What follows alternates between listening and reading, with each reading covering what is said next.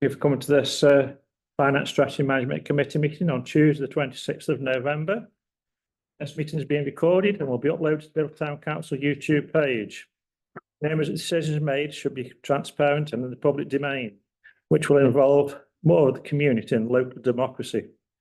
By being in this council chamber, you consenting to be recorded and your images to be added to YouTube.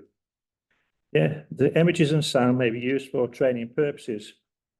Any views expressed are the speaker's own and not necessarily reflections of the views of Biddulph Town Council. Please use the guidance on accordance in public meetings policy if you need more information. Thank you. First thing on the agenda, apologies, please.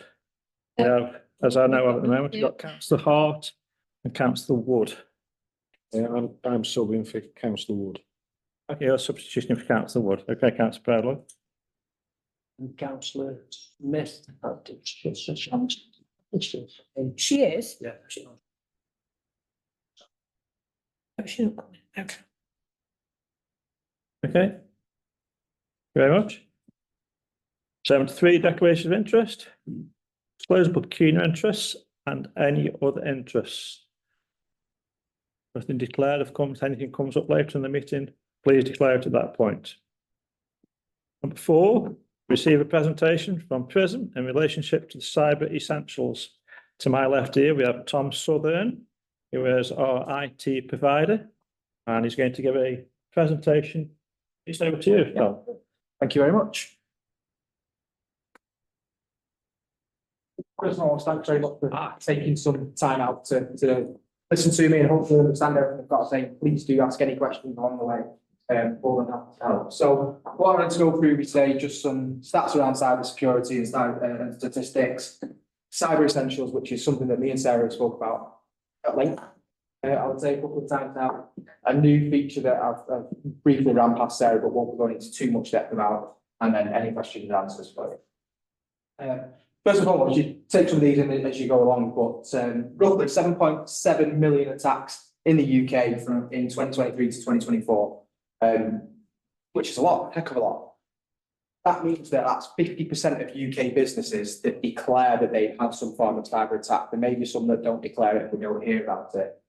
Why is that an importance to you? We deal with lots of town councils as an IT business, lots of SME businesses. It's our space.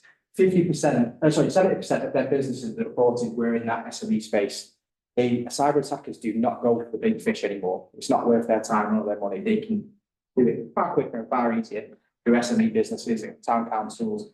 But we worked with another town council that was compromised last year to the tune of £18,000.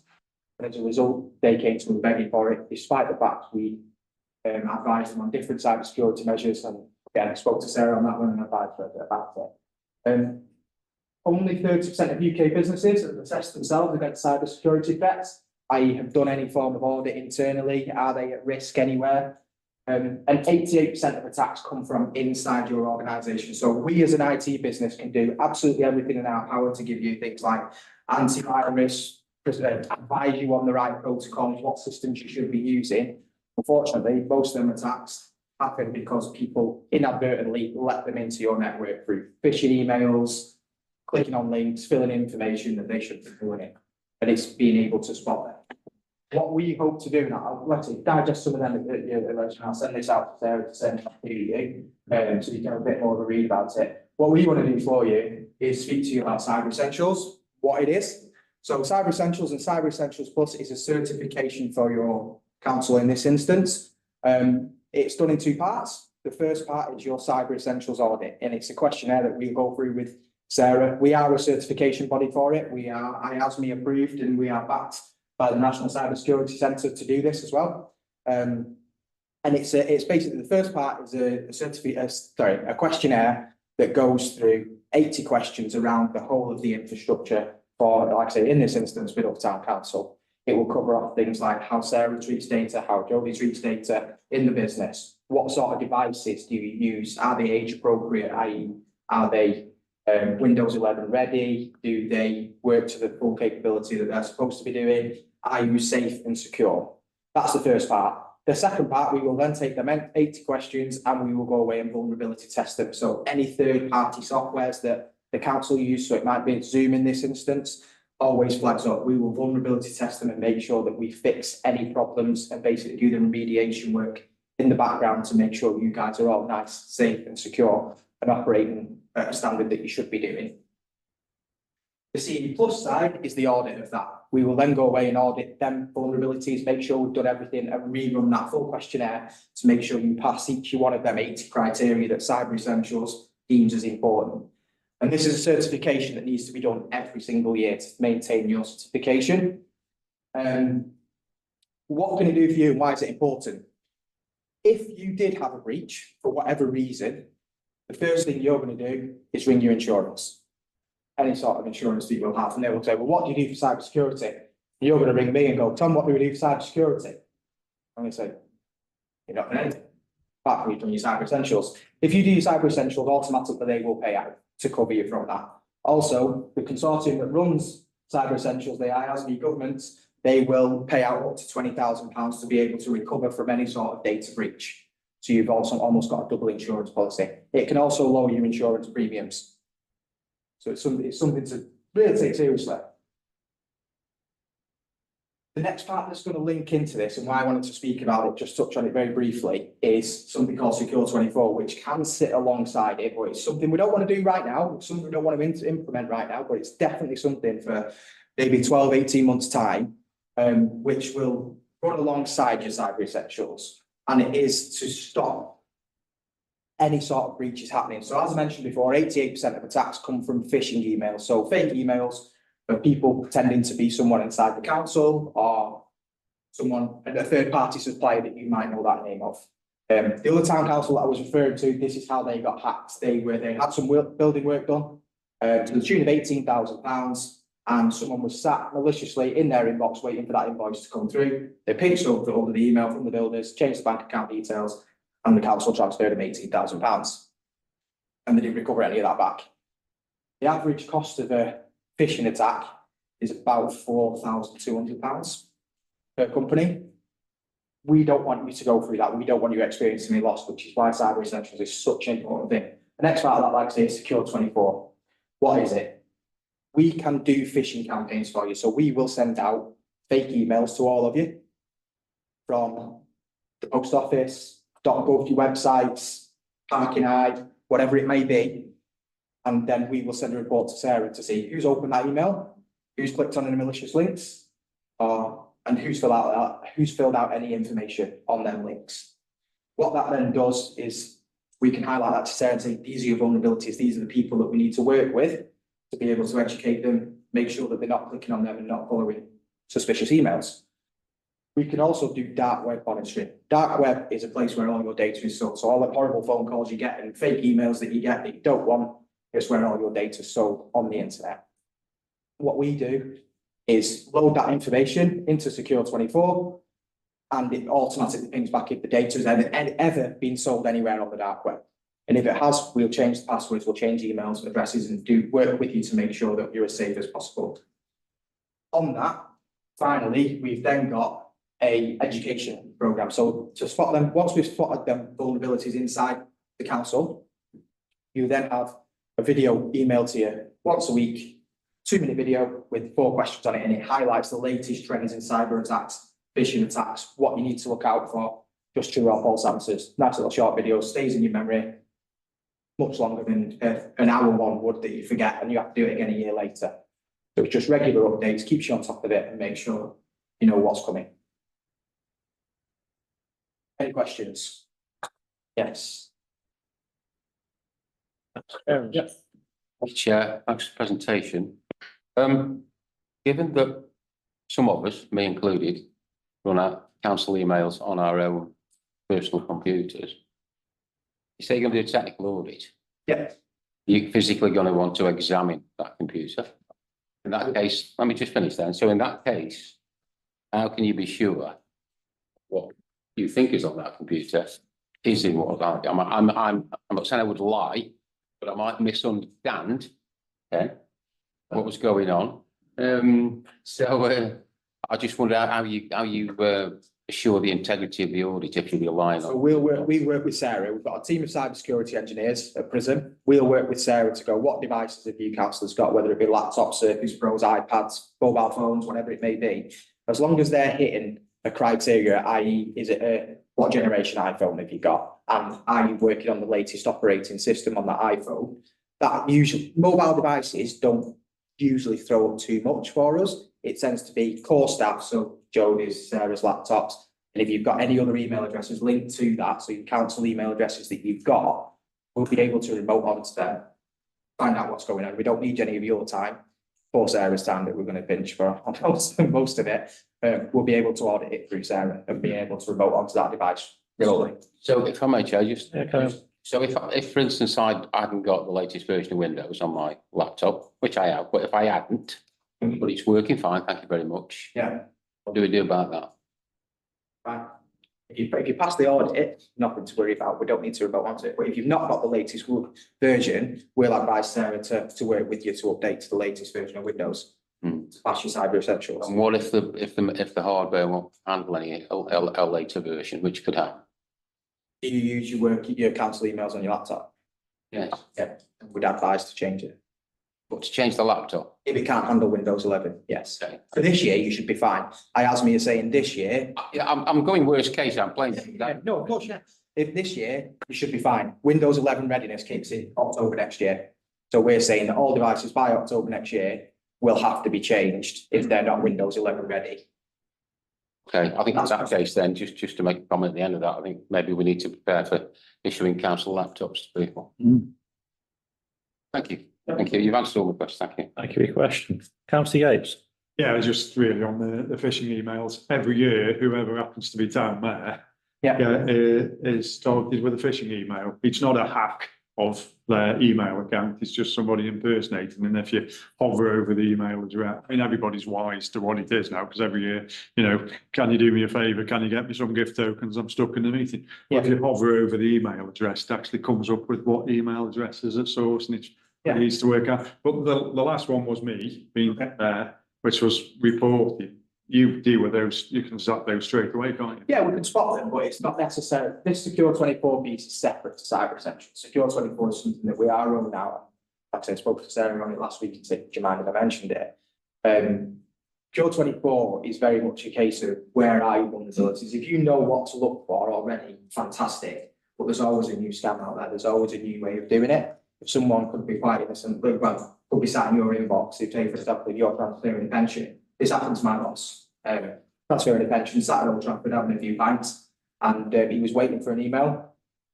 The email came in, or what I thought was the email came in, and he saw his pension fund was dwindling quickly. But it can happen. It's just, even if you know what to look for, we're an IT firm, and he knew what to look for. They can be very sophisticated. They can get in a different way. There was one that I heard about yesterday. You know, the QR codes on car parks. Yeah. To scan, and you paid it on the app. It was a different app. It didn't belong to that car park whatsoever. It's what to look out for. It's not just your phishing email campaigns. It's other stuff out there as well. How can you stop being attacked in any way, shape, or form? Thank you for that. Councillor Jackson. Yeah, thanks, Tom, for the presentation. I really understand the example that you gave about the £18,000. We are expecting as a council an invoice from a builder or whatever piece of work. Yeah. And we wouldn't necessarily check the bank account, would you? You'd think it was understandable. We know this bill's going in, it's for the exact amount that we want. It needs to be paid. It wasn't set. But that's a monetary one. Yeah. Now the other one I'm thinking about is sort of the data breaches. Yes. Right now we own some, but in comparison to the district councils, we own perhaps very little in comparison. It's personal data stuff about the general public. So would we be a target for the data breach stuff? And could you give me an example how that would actually cost the council any money? Ransomware is the main one. So ransomware. They would say to us, we've got this information. If you don't pay us this amount of money, we will just, right, now what do we do as a council then? It's for £5,000. Sarah's not authorised for that. That's got to come to a town council meeting that says, look, we've been hacked. and they are demanding £5,000. I can't think of anybody around this room would put their hand up and say we spend £5,000 to pay somebody that would say, no, I don't. No, and that's the right thing to do, which is why we work with, like I say, the National Cyber Security Agency.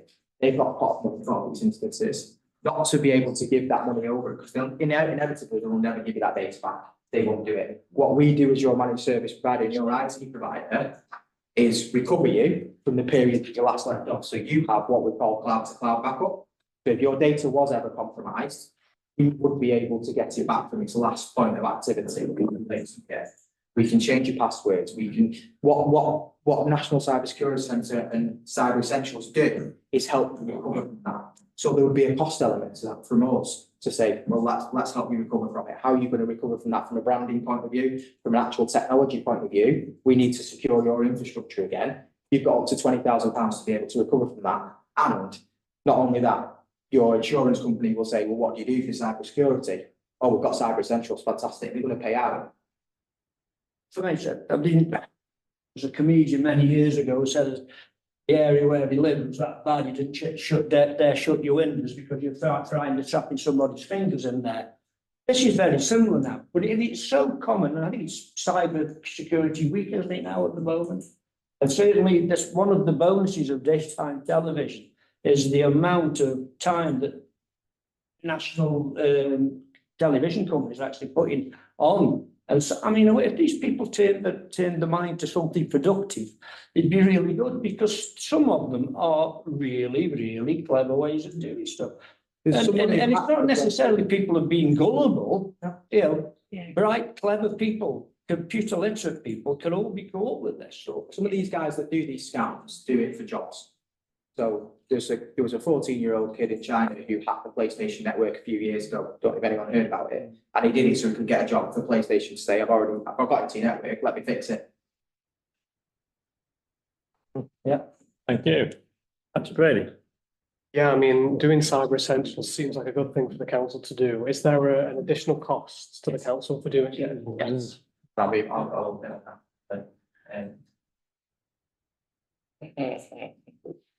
pre-warn you, it's not cheap. That's why I'm here.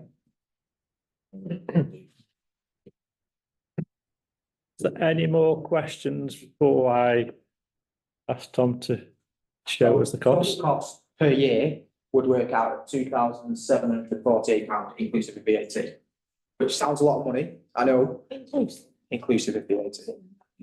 Without that, it is £2,290. Which, to be fair, if you had a breach, the average cost is £4,700 to recover from. Thank you, Councillor Hawley.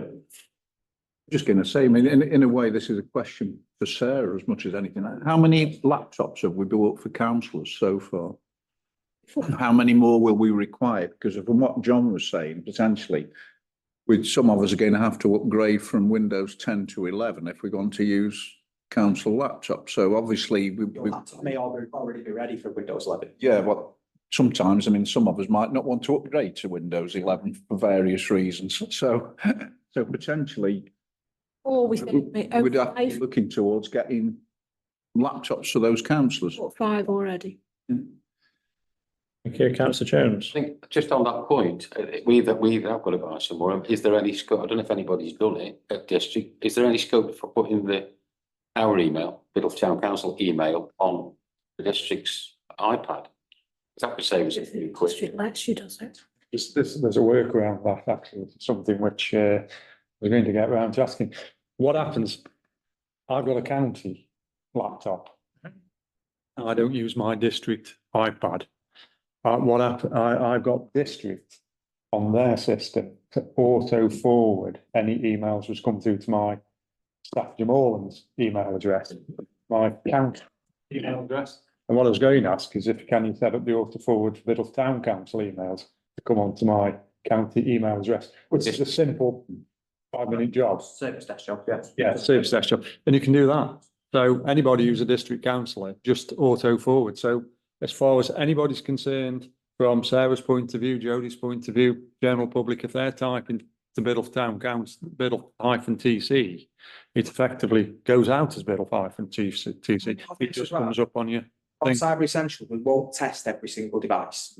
We take a snapshot at average, so we will work with, okay, how many devices are on Windows 10 for this year, for example? And we'll say, right, well, we've got 4 devices that are Windows 10, we'll definitely. Well, the district stuff is all Apple. Well, you're fine.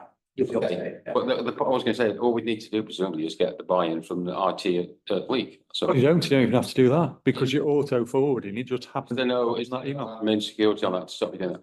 In that case, that's going to save us 9 laptops every year, isn't it? Whoever happens to be on district and gets issued with a district iPad. I mean, I'd be quite happy to have my council one transferred onto there rather than my own personal one. Councillor Brady waiting patiently. Thank you. Yeah, thank you, Chair. Just to say that I have the town council emails on my district iPad. You can do it super easy. You just add it on as another email to your box. So Way forward. It's funny, I would propose that if the staff has shown how to do it, then they can do it for all of us, so to speak. We can help you out with it as well. Yeah. There's no issues with that. We've got a service desk. Sorry, what is this? But I think when I had it put on, when I had council email put on my own personal business, it was a phone call to yourselves. Yeah. And I just got to all through it. So presumably that could be done with the Apple. Yeah. Oh, Like I say, we won't test every single device. We'll take an average of it to pass your Cyber Essentials. With the greatest respect, we don't have the time to do it either. So what we do, especially a council of your size, what we tend to do is go, where's the weak points? Where's the strengths? Let's go for a middle ground. And we'll test their middle ground on some of the weaker endpoints as well. So like I say, anyone Windows 10, anyone that's on an aged iPhone, God forbid there's no one on like an iPhone 5, anyone like that around here. If there is, then we're in a bit of trouble. I think we know the way forward here. For town council, we've got the laptops. For district councils, you can update your district council laptops. It's going to save us a few, isn't it? Because you're always going to have 9 district councillors on you. Yeah, So you'll have 9 laptops. and then it's just Not necessary. cost. John. Well, might be fixing that. A couple of years. I think we know the way forward on that. It's just the cost we've got to discuss, isn't it, really? Yeah, but we'll, The last thing on this as well, which you did mention, Sarah, as part of your Cyber Essentials, you do get an email logo banner that comes with it. And it's great for winning other government contracts or banking contracts. If you wanted them into the town hall, it's fantastic. It says we're looking after our clients' data, we'll also look after your data. We are acting responsibly, we are adhering to the correct protocols. Thank you, Tom. Dr. Jackson, then we'll move on like time, but Quick question, Sarah, are we paying for any security up to now? That could be sort of taken off this bill? we've only got to pay for Mimecast, don't we? So what you've got at the minute is different elements of security. So inside your 365 environment, you have what's called Intune, Azure AD, and antivirus, and then you pay for Proofpoint email security as well. Okay, so. This isn't a security product. This is a certification to say you Yeah, are I'll put the acting. bill a little bit, that's all. thank you for that. Councillor Salt. So, with the products that we've already got with you and the services that we've already got from you, do we have to buy the service from you, or could we buy it from a different provider if they're more competitive? I'm not saying no, I'm just asking the question, because you will services, do we have to take it from you? That's a question. No, you don't have to at all. And we won't invest the cheapest amount on it either. And I'll throw my hands up to that now. What it does do, if you went to a third party provider for it, they might be a few hundred quid cheaper, probably about £400 or £500 cheaper than we are. What they don't do is do the vulnerability testing. So once you've done that for us before, and you have all the problems that you need to fix, we fix them. And they will send you to us and then we'll charge you to fix them problems. So we wrap it up in an all-inclusive cost. You're already a client.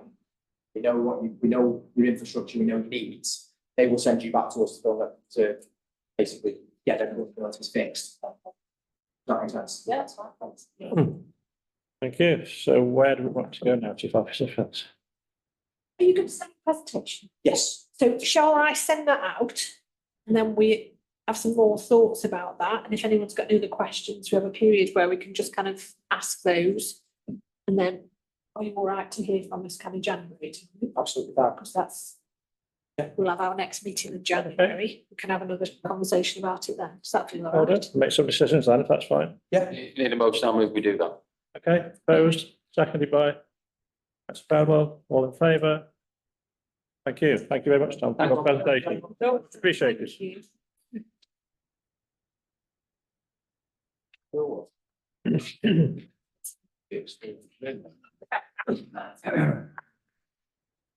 Just saying that could be a confidential item in January anyway, that will.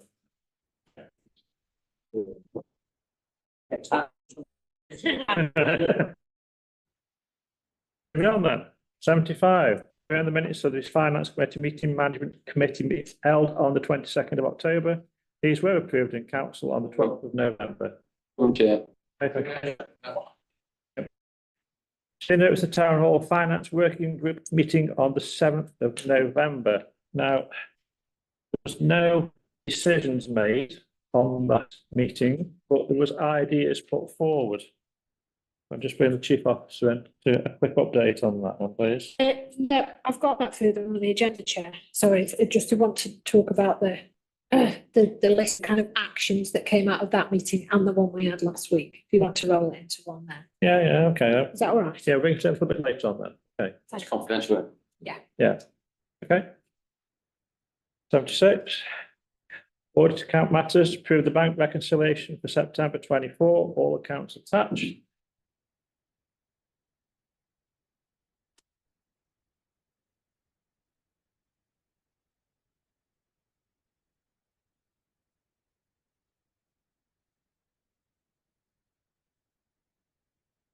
Any queries or comments over this at all? Would you like to move them? Somebody else can have a go, I'm not moving.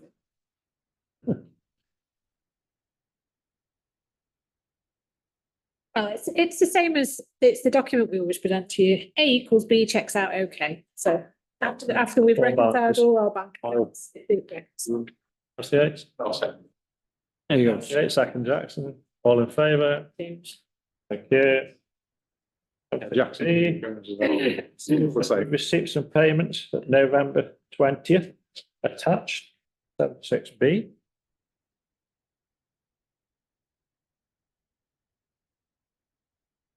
Quite a few, as you can see there. Nothing controversial, I don't think. Quite a few. So, Yeah, do you want? Yeah, basically, we did our usual quarterly audit and nothing.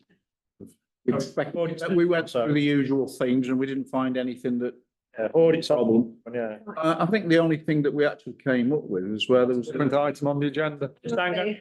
We're on 76B at the moment, so. No. New hearing aids. The fan doesn't come. In a bit at the moment. Please, the ones with hearing aids, really don't. Back on, has it? Don't think the loops on you. It's all right. When the fan's drone, I know it can affect people, so we're going to turn it off. Might end up shivering, but at least we can hear what's going on. Thank you for that. So we're on 76B at the moment. Sorry. Payments. Move it, Chair. Thank you. That's Brady, seconded by. Yeah. Yeah. Okay. Yeah, Rob. All in favour? Thank you. Thank you. Moving on to 76C, received under control and monitoring report for the quarter two, that's Councillor Foley and Eardley. I'll bring you two in, please, on this one. Like as I was saying, we did our normal quarterly run through of everything and we didn't find anything. So potentially, as far as the accounts were concerned, everything was fine. I think the only thing that came up was that basically there'd been a meeting recently where a councillor actually declared a pecuniary interest and then proceeded to actually speak and vote on the matter. Basically, our conduct states, which is actually disclosed in the document, where a matter arises at a meeting which directly relates to one of our discoverable pecuniary interests as set out table 1. You must disclose the interest, not participate in any discussion or vote on the matter, and must not remain in the room unless you've been granted a dispensation. It is a sensitive interest. You do not have to disclose the nature, just that you have an interest. Dispensation may be granted in limited circumstances to enable you to participate or vote on the matter in which we have disclosable pecuniary interest. And what we've said is that basically this needs to be addressed. And we recommend that councillors and chairmen undertake training in the code of conduct and standing orders in order to we alleviate any situations in the future.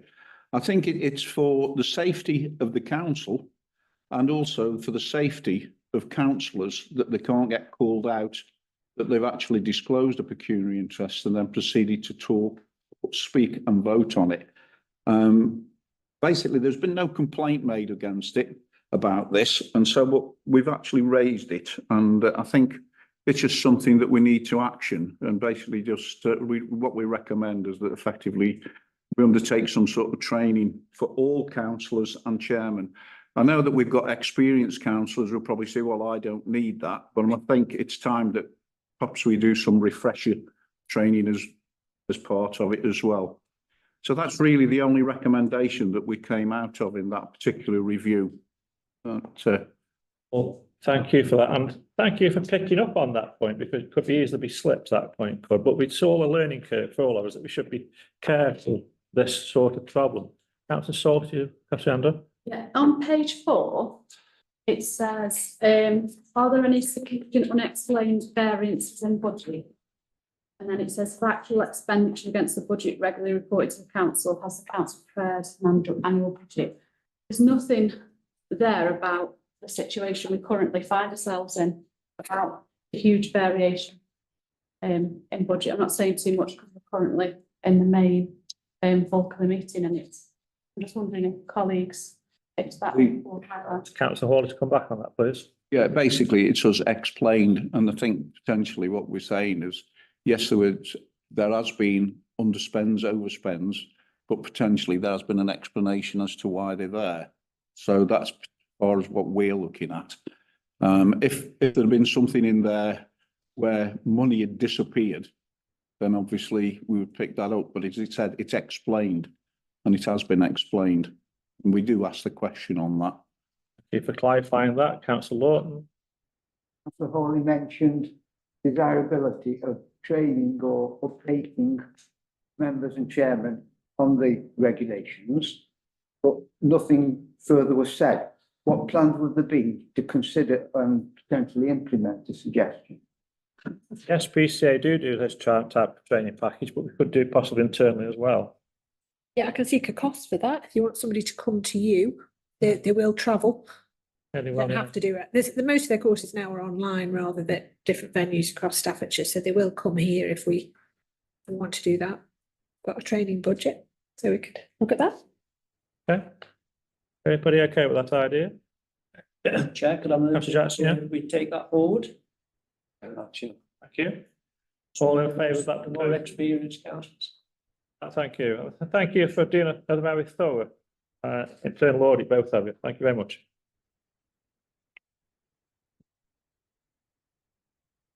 Moving on to 77. Policies. Who are the following policies? A, volunteer policy.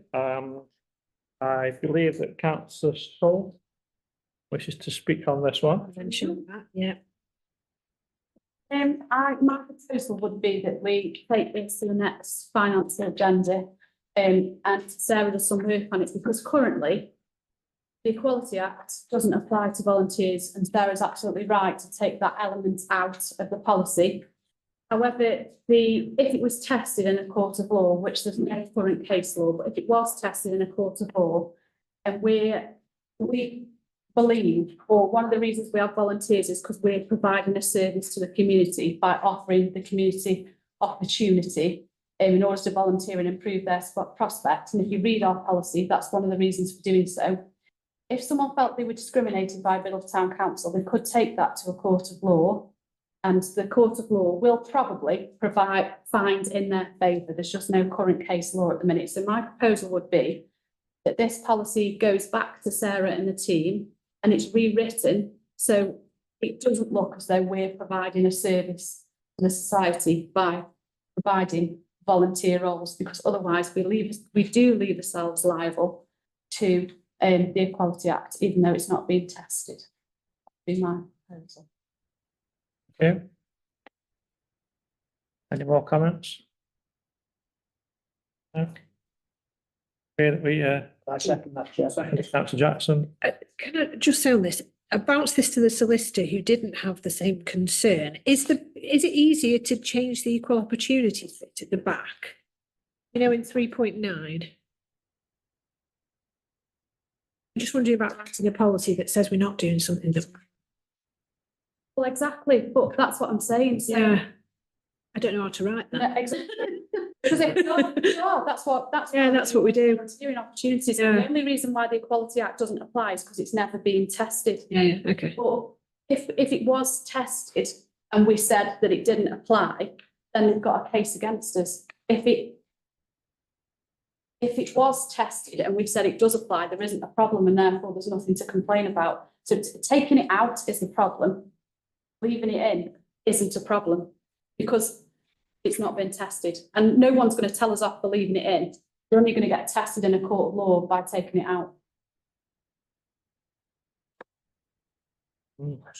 Clear as mud now, really, isn't it? Which bit am I taking out?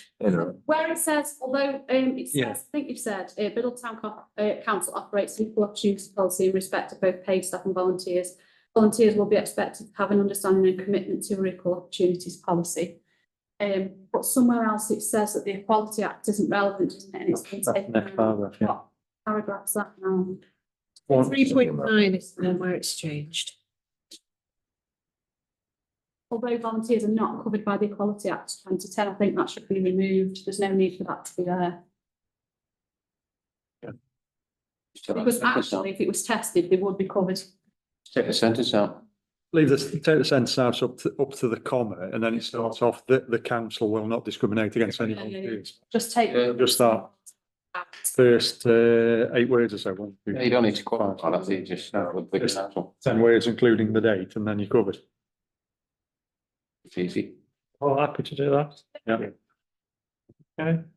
So it's proposed by councillor Jackson, seconded by, Proposed by councillor Salt, seconded by councillor Jackson. all right, so all in favour with that alteration? Yeah. Moving on to 77B, this is a new act actually, sex harassment at work, it's a new policy from the 26th of October 2024. Now, it's obviously something that needs to be looked at. I've had a good read of it, and I hope everybody else has, because it's a new act, and obviously we've got to make sure we don't find anywhere. Any comments, please? Any other comments, Chief Officer? No, just to say as well, I've bounced this one past the HR solicitor. She said, I wondered if it might be helpful to highlight how an affected person can address the issues. So I think that's sensible. We can add something in there about what to do about raising concerns. And what people should do if they witness it as well. So I think that's sensible. Councillor Saul. Just briefly, and it does say that Sarah will, it's the Chief Officer, so Sarah will investigate. What happens if it's about Sarah? Is there anything? What happens if Sarah needs to raise an issue because Sarah can't sort it out herself? Who does it go to then? In other policies, it usually goes to the Chair of Finance. So shall we do that? Can that be added in then? Yeah, Okay. sure. And we'll put a bit more words in about a kind of procedure as well, if that's all right. Councillor Yates. I believe we have a whistleblowing policy, don't we? Yeah. And I would see a sort of referral to the whistleblowing policy in some respects, because that's usually where you've got a concern with somebody who's like similar level or higher above, which is awkward to go through that chain of command. So I presume a link to the whistleblowing policy as a default if there's any concerns about going within the normal chain of. So, okay. Yeah, so reading through it, you know, there's things that you think being friendly, if sometimes you can be doing things wrong nowadays. You've got to be very careful nowadays, simple as that. Pauline, how's it? Yeah, I suppose all I'd say about this one is it's obviously brand new legislation. We've taken on board everything that's come through so far about that, albeit I think we probably must be one of the first town and parish councils to create a policy such as this. So there isn't a lot to kind of look at in terms of other people's examples. So I think possibly if you're happy, we'll we'll review this within a year rather Yeah. than Obviously potentially a something bit we've got to keep longer an eye and on, see, yeah. and just see what comes through as regards other guidance. Might be right, but isn't there some primary legislation that's sort of going through Parliament now that might change this in some way? I don't know, it's a very early days of what I understand, but I think, yes, Phillips is putting something. through Yeah. Parliament. So, On the news, Okay, thank you. Councillor Hawley? Yeah, I was just sort of wondering, given that it's a sort of similar sort of code of conduct type issue, is this sort of some sort of leeway that this may have to be referred to standards at Staffordshire Moorlands? says it- Yeah. says that in the policy. I say that I must admit, I did read it, but I didn't. Yeah, quite a long one, anyway. It's all new to us in many ways, the policies anyway. Well, we'll test it for a year, if Mm. that's right, or even less if there's new legislation to amend within that time. And then we'll bring it back with any amendments. All okay with that one, in favour? I've just got one, just sorry, victimisation is an S, not as a. Oh, yeah, that'll be an auto work. isn't it? I know you're right. Maybe a picture. Proposer in a second. Okay. Councillor Brady? Propose it. Proposing it, seconded by Ken Harper? Yeah. All in favour? Thank you very much. Thank you. Okay. 78. Settle disclosable any assets. I don't think there's any at the moment. Is anything? No, cropped haven't up got recently? anything to get rid of at the moment. Spare us have at the moment. Confirm approved suppliers as part of procurement policy. Yeah, I've just put a couple on your notes. I've given you my notes again, just in case you want to kind of follow that through as I talk to you about various agenda items. There's just 2 funeral directors that have become approved suppliers since we last met. These are all on the paperwork issued this evening.